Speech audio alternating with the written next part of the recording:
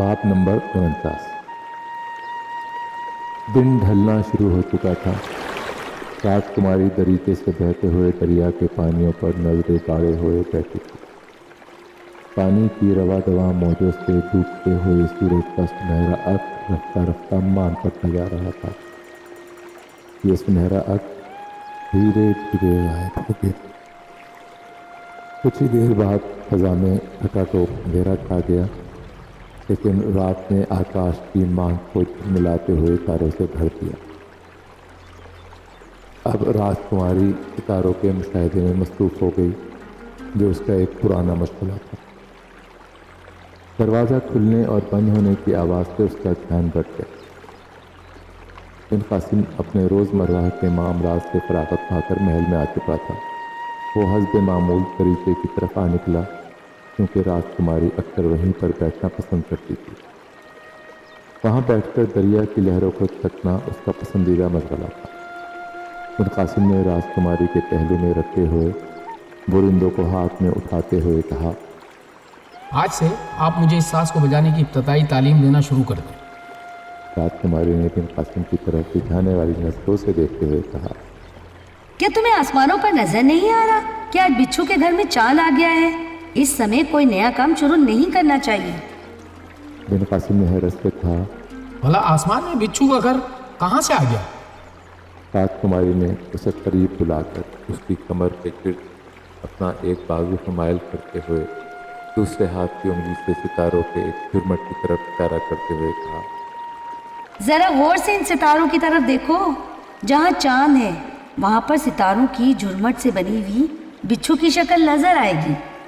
आसमान में सितारे इस तरह की 12 मुख्तलिफ शक्लें बनाते हैं। जब मुख्तलिफ सितारे इन शक्लों में दाखिल होते हैं तो उनकी इंसानी ज़िंदगी पे मुख्तलिफ असरात रोनुमा होते हैं। खैर, इन सब बातों को छोड़ो, उस बिच्छू की फिक्र करो जो अपना जहर तुम्हारे अंदर उतारने के लिए अपना डंक तेज कर रहा है। ये बिच्छू आज तुम्हें अपना जहर पिलाकर ही छोड़ेगा। राजकुमारी की बात सुनकर बिन कासिम का चेहरा सुर्ख हो गया। वो उसके कलाम की तह तक पहुंच गया था। राजकुमारी ने उसका गुलनार होता हुआ चेहरा देखकर कहा, तुम्हारा चेहरा ही गुलनार नहीं हुआ, बल्कि तुम्हारे होंठ भी याकूती हो गए हैं। ये कहने के बाद राजकुमारी ने बिन कासिम के निचले होंठ पर हल्के से काट लिया। बिन कासिम ने हंसते हुए कहा, अगर इस तरह के बोसे का जवाब देते हुए मैंने भी ऐसे ही काट लिया तो आपके ये नर्म और नाजुक होंठ मेरे दांतों की तेजी की ताब ना ला सकेंगे। राजकुमारी ने मुस्कुराते हुए जवाब दिया, कभी भी औरत पे उसी की अदा से पलट के वार नहीं करना चाहिए। तुम अगर जवाब देना ही चाहते हो तो किसी और तरीके से दो। बिन कासिम ये सुनकर फजा में तकने लगा, जैसे सोच रहा हो कि राजकुमारी को क्या जवाब दे। उसी लम्हे उसे आसमान से एक टूटा हुआ तारा गिरता हुआ नजर आया। वो घबराकर राजकुमारी की बाहों से निकलता हुआ तरीके से हट गया। राजकुमारी ने इसकी घबराहट देखते हुए कहा, क्या हुआ आखिर? तुम मेरे पहलू से अचानक ऐसे निकल गए जैसे मछेरे के हाथ से मछली फिसल जाए। बिन कासिम ने घबराए हुए लहजे में कहा, हमें इस वक्त दरीचे में खड़े नहीं रहना चाहिए। राजकुमारी ने दरियाफ्त। लेकिन क्यों? बिन कासिम ने जवाब में कहा, अभी मैंने आसमान से एक तारा टूटकर गिरते हुए देखा है। राजकुमारी ने उसे दिलासा देते हुए कहा, आसमान से तारे टूटकर बिखरते ही हैं। मुझे तो ये मंजर बहुत ही भला लगता है, जैसे आतिशबाजी हो रही हो। बिन कासिम ने सुनकर कहा, नहीं, ऐसा नहीं है। जब भी शैतान आसमान की तरफ परवास करने की कोशिश करता है तो फरिश्ते उस पर आग बरसाते हैं ताकि वो आसमानों की तरफ ना बढ़ सके। राजकुमारी बिन कासिम के ख्यालात सुनकर हंसने लगी। उसकी हंसी देखकर बिन कासिम ने कहा, इसमें हंसने वाली कौन सी बात है? राजकुमारी ने जवाब में कहा, हम सिंध वाले सितारों के टूट कर गिरने के अमल को किसी और तरह से समझते हैं। बिन कासिम ने हैरान होते हुए दरियाफ्त किया, वो किस तरह? राजकुमारी ने कहा, हमारे ज्योतिषियों का ख्याल है कि जब कभी सितारे में जिंदगी की हरारत खत्म हो जाती है तो वो बुझ जाता है, उसकी मौत वाक़या हो जाती है। फिर वो आसमान की गहराइयों में रेजा रेजा होकर बिखर जाता है। कुछ मालूम नहीं कि कितने हजारों बरस का सफ़र करके कुछ रेजे ज़मीन तक पहुंचने में भी कामयाब हो जाते हैं। ये कहने के बाद राजकुमारी ने बिन कासिम की आंखों में देखते हुए कहा, अजीब बात है, तुम्हारी नज़रें इतनी दूर आसमान में तो देख सकती हैं, लेकिन करीब में रखे हुए बेला के ताज़ा फूलों को नहीं देखती। उनकी भीनी भीनी महक का तुम्हें एहसास भी नहीं हुआ। ये इस मौसम के ख़ास फूल हैं। खादमा कुछ देर पहले ही बेला के ताज़ा फूल और इनका तेल यहाँ रख के गई है। मिर कासिम ने राजकुमारी की तवज्जो दिलाने पर पानी में तैरते हुए बेला के कुछ फूलों को उठाकर सूंघा और फिर कहा, वाकई कितनी अनोखी खुशबू है इनकी, ऐसी खुशबू मैंने कभी नहीं सूंघी। राजकुमारी ने सुनकर एक अदायत बराना के साथ कहा, कुछ खुले हुए फूल मेरे बालों में ही टांग दो कि मेरी जुल्फें महक उठे। मिर कासिम ने सुनकर बर्तन में तैरते हुए कुछ फूलों को उठाकर राजकुमारी के बालों में टाँकने की कोशिश की। रेशमी जुल्फों से बेला के फूल बार बार फिसल जाते थे। मिर कासिम उनको बार बार टाँकने की कोशिश करता था। राजकुमारी उसकी नाकामी पर मुसलसल हंसे जा रही थी। उसने अपनी हंसी पर मुश्किल रोकते हुए गुनगुनाना शुरू किया, बेला फिसल फिसल जाए, बालम उड़स नहीं पाए, बेला फिसल फिसल जाए। मिर कासिम ने राजकुमारी की लय से महफूज होते हुए कहा, लय इतनी प्यारी है मगर मैं आपकी ज़बान समझने से कासिर हूँ। राजकुमारी ने इन बोलों को अरबी में तर्जुमा किया तो मिर कासिम ने कहा, गोया आप कहना चाह रही हैं कि मुझे फूलों को बरतने का सलीका नहीं। राजकुमारी ने उसे एक अदा से जवाब देते हुए कहा, हाँ, यही बात है। अब अगर तुम्हें फूल बरतने का सलीका है तो साबित कर दिखाओ। मिर कासिम ने संजीदगी से कहा, किस तरह साबित करूं? ये रेशमी फूल रेशमी जुल्फों में ठहर ही नहीं पा रहे। ये सुनकर राजकुमारी तरीके से उतर आई और उसने अपने बाजू ऊपर उठा दिए। ये सुनकर राजकुमारी तरीके से उतर आई और उसने अपने दोनों बाजू ऊपर उठा दिए। मिर कासिम के लिए इशारा था कि वो चोली उतारने में उसकी मदद करे। मिर कासिम ने उसकी बसंती रंग की मुख्तसर चोली को उतार दिया। अब राजकुमारी ने अपने लहंगे को उतारने के बाद कहा, बेला के तेल को अपने हाथों में मलकर मेरे जिस्म पे धीरे धीरे इस तरह मलो कि बेला की खुशबू मेरे जिस्म के मसामों में समा जाए। यह कहने के बाद राजकुमारी अपना मुंह दरिया की तरफ करके खड़ी हो गई। मिर कासिम ने रोगन बेला अपने हाथों पर मलने के बाद राजकुमारी की गर्दन से उसकी पुष्ट को मलना शुरू कर दिया। इस खुशबूदार तेल को मसलने से हर तरफ बेला की खुशबू फैलना शुरू हो गई। बेला की महक राजकुमारी के बदन की महक के साथ मतम होकर एक नई खुशबू को जन्म दे रही थी जो बिन कासिम को मदहोश करते जा रही थी। उसे राजकुमारी के गदाज जिस्म को तेल से मसलना बहुत ही अच्छा लग रहा था। रोगन बेला राजकुमारी के जिस्म में जज्ब होते जा रहा था। एक जज्ब मस्ती का आलम था।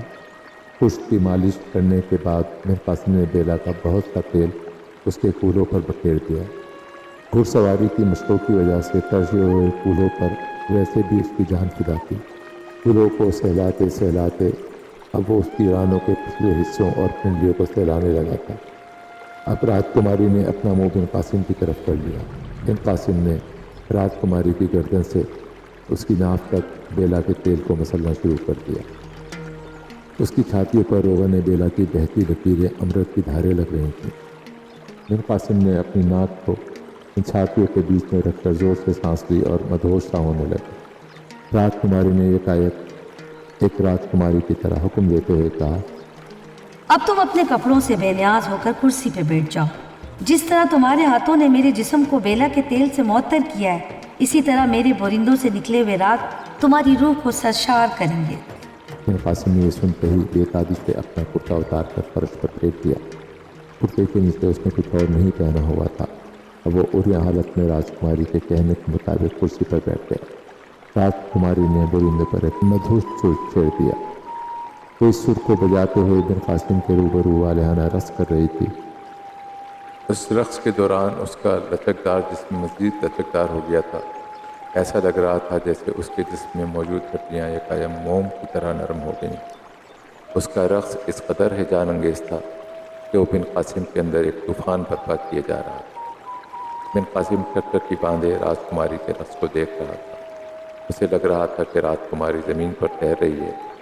बोरिंदो बजाती और रक्स करती राजकुमारी अचानक रक्स करते करते बिन कासिम के जानों पर अपनी दोनों टांगें रखकर ऐसे बैठ गई कि उसका लिंगम राजकुमारी की यूनी में समा गया। जानू पर बैठते ही राजकुमारी ने बोरिंदों पर राग पसंद कर दिया।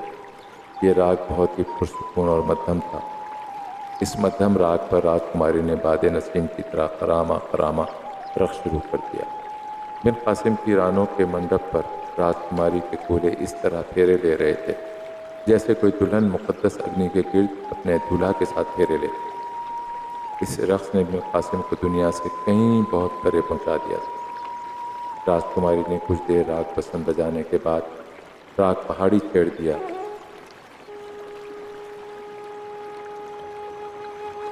ये सरकश और एक बेजान अंगेज राग था। इसमें ऐसा जोश था जैसा सिंधु दरिया में कैलाश पर्वत पर बनी पार्वती से मनसूब योनि से निकलते हुए होता है।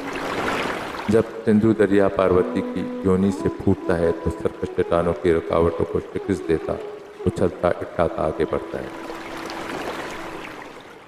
ये राग भी जैसे जैसे जोबन पर आ रहा था, इसमें भी कुछ ऐसा ही उतार चढ़ाव आते जा रहा था। कुछ ऐसा ही तूफान, कुछ ऐसी ही हलचल राजकुमारी के रक़्स में भी दर आई। इस बेजानी राग और तूफ़ानी रक़्स के ज़ेर असर बिन कासिम दुनिया व माफिया से बेनियाज होकर मदहोश हो चुका था। रफ्ता रफ्ता राग मज़ीद हैजानी होता जा रहा था। राजकुमारी के फूलों की फरक भरे सावन में बिजली गिरने के मंजर की तरह थी। राजकुमारी का जिस्म ऊपर नीचे दाएं बाएं और गोल दायरे में बिन कासिम के लिंगम के गिर्द घूम रहा था। मुक़द्दस योनि लिंगम की यात्रा में खो चुकी थी। राग और तेज हुआ। रक़्स का हिजान और बढ़ा और बढ़ा और बढ़ा। राग जब अपनी इंतहा पर आया तो राग पहाड़ी राजकुमारी के सामने मुजस्सम होकर आ गया और हाथ छोड़कर उससे कहने लगा, क्षमा कर दीजिए राजकुमारी, क्षमा कर दीजिए। अब तो राग भी आपके रक़्स के सामने हार मानता है। राजकुमारी, इस राग को क्षमा कर दीजिए। राजकुमारी ने राग की फरियाद ना सुनी। बिन कासिम शिद्दत निशात से गुजरने लगा।